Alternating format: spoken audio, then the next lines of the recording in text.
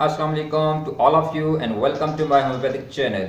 Dear friends, आज की rubric है mind delusion pursued he was. Dear friend, previous video के अंदर हमने बात की थी mind delusion persecuted he is persecuted. तो उसमें एक फ्रेंड ने क्वेश्चन किया था कि mind delusion pursued he was क्या होता है, तो सोचा उस पर आज वीडियो बनाऊं। तो ये दोनों रुब्रिक जो है बहुत ही क्लोज रुब्रिक हैं और इन दोनों में बहुत ही माइनर से डिफरेंस है। आज इस वीडियो के अंदर इन दोनों रुब्रिक का डीडीबी करेंगे। तो सबसे पहले हम बात करते हैं कि mind delusion pursued he was क्या होता है। आइए इसको अंडरस्टैंड करते हैं। डियर फ्रेंड, डिलीजन क्या होता है कि प्रीवियस वीडियो के अंदर मैं बता चुका हूं कि डिलीजन एक फॉल्स परसेप्शन होता है, एक फॉल्स बिलीफ होता है, एक पेशेंट की फीलिंग होती है, इसको डिलीजन कहते हैं। और परस्यूड का मतलब होता है कि पीछा करना, ताक़ुब करना, फॉलो करना, चेज करना। तो यहाँ पर मरीज की ये फीलिंग होती है, मरीज ये महसूस करता है कि कोई बीमारी, कोई शख्स, कोई पर्सन, कोई सिचुएशन जो है उसका पीछा कर रही है, उसका ताक़ुब कर रही है। ठीक है, ये इसका डिक्शनरी मीनिंग हुआ। अब इस रुब्रिक को क्लिनिक के अंदर कैसे इस्तेमाल करेंगे, मरीज किस तरह के वर्जन देगा, उसको किस तरह हम अंडरस्टैंड करेंगे। डियर फ्रेंड, जब भी पेशेंट हमारे पास आता है, किसी भी किस्म की कंप्लेन लेकर आता है, वो किस तरीके से वर्जन देता है, उसमें पेशेंट की फीलिंग क्या है, उसको अंडरस्टैंड करना होता है और फिर उसको रुब्रिक के अंदर कन्वर्ट करना होता है।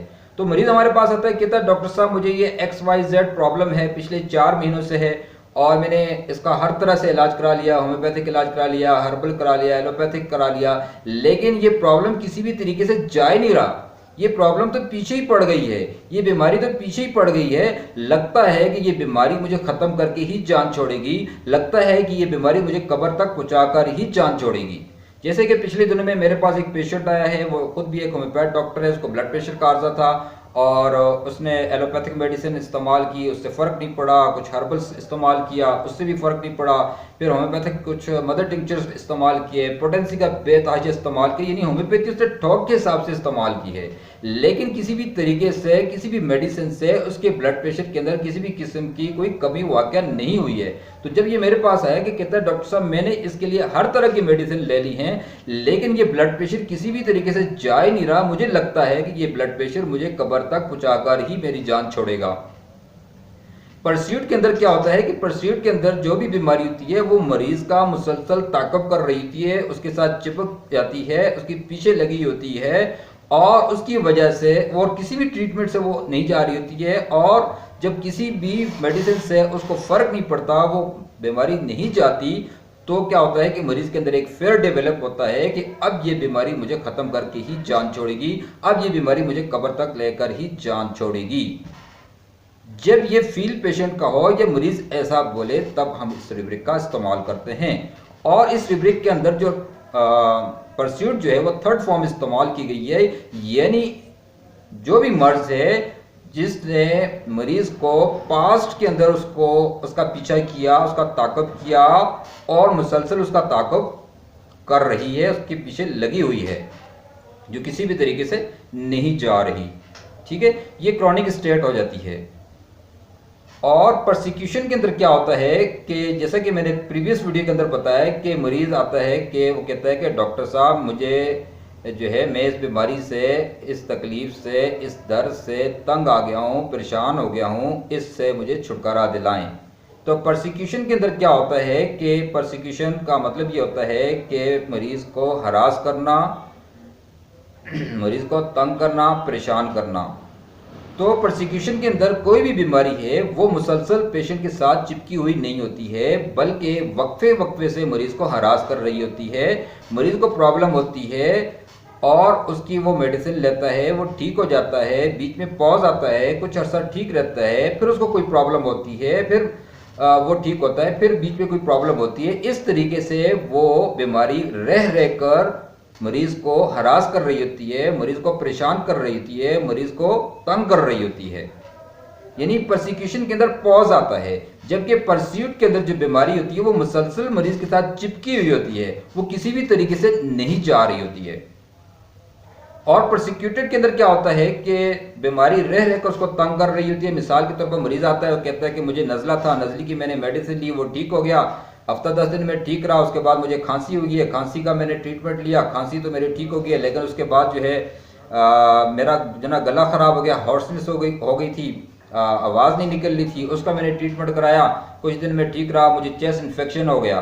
डॉक्टर साहब कोई ना कोई बीमारी मुझे लगी ही रहती है, यानी परसिक्यूशन के अंदर वक्फे वक्फे से कोई ना कोई बीमारी मरीज के साथ लगी होती है और जो है उससे मरीज क्या होता है कि तंग आ जाता है, परेशान हो जाता है।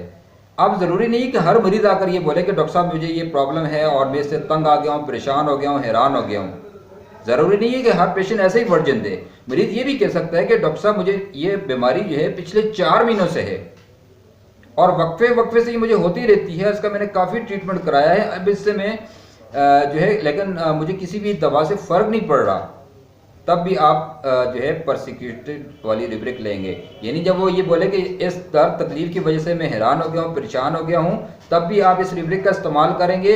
और अगर मरीज ये कहता है मुझे पिछले 6 महीने से 8 महीने से ये प्रॉब्लम है और वक्फे वक्फे से हो रही है और इसका मैंने काफ़ी ट्रीटमेंट कराया, किसी भी ट्रीटमेंट से इसको फ़र्क नहीं पड़ रहा, तब भी आप परसिक्यूटेड वाली रिब्रिक लेंगे। परसिक्यूटेड क्या होती है कि परसिक्यूटेड के अंदर जो है वक्फे वक्फे से बीमारी जो है मरीज को हरास कर रही होती है और उसके नतीजे में मरीज के अंदर एक इरिटेशन पैदा होती है, ठीक है।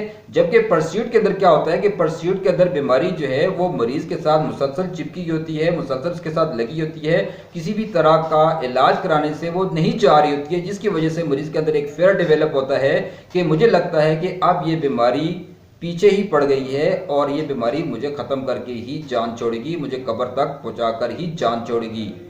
ये है mind delusion pursued, he was pursuit.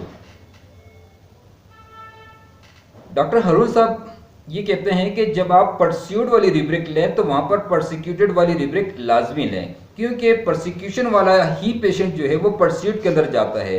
पहले बीमारी उसको वक्फे वक्फे से उसके साथ लगी होती है, वक्फे वक्फे से उसको हरास कर रही होती है, फिर एक वक्त ये आता है कि वो बीमारी जो है मरीज के साथ मुसलसल चिपक जाती है, मुसलसल हो रही होती है, मुसलसल उसको परेशान कर रही होती है। तो वहाँ पर ये दोनों रिब्रिक जो है वो लिया करें। ये बहुत सारे जो है जो सीनियर होम्योपैथ है वो ये मशवरा देते हैं और डॉक्टर हरून साहब ने भी ये बताया कि जब आप परस्यूट वाली रिब्रिक लें तो वहाँ पर परसिक्यूटेड वाली रिब्रिक लाजमी लें। तो ये था दोस्तों आज की रिब्रिक। आई होप कि रिब्रिक आप लोगों को समझ आ गई होगी और रिब्रिक अगर अच्छी लगी तो लाइक करें, शेयर करें, चैनल को सब्सक्राइब करें, बेल आइकन को लाजमी प्रेस करें ताकि आइंदा आने वाली वीडियो आप तक बर वक्त पहुँचती रहे। थैंक्स।